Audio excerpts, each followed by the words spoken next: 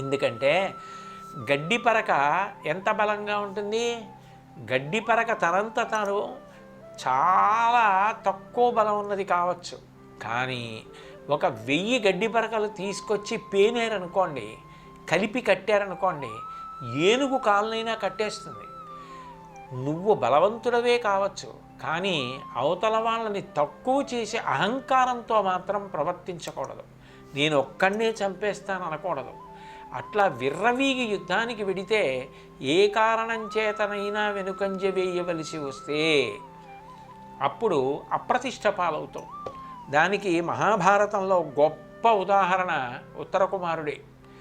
ఎప్పుడు శత్రువులు అందరినీ నేను చంపేస్తాననేవాడు, బడాయి కోరుతనానికి పోతుండేవాడు.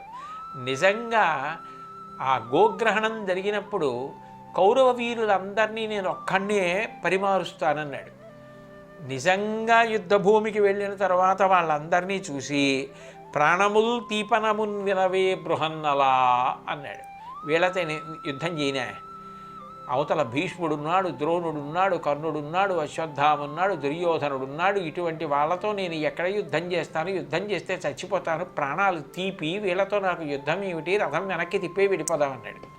ఇప్పటికీ ఎవరైనా బడాయి కోరుగా మాట్లాడారనుకోండి, ఉత్తర కుమారుళ్ళ ప్రగల్భాలు పలుకుతున్నాడు రా అంటారు. మనిషి నోటితో కాదు ప్రగల్భాలు చెప్పవలసింది, చేతల చేత చూపించాలి. తానెంత గొప్పవాడో తక్కువ మాట్లాడడం, ఎక్కువ చేయడం చేసిన నాడు కీర్తి వస్తుంది.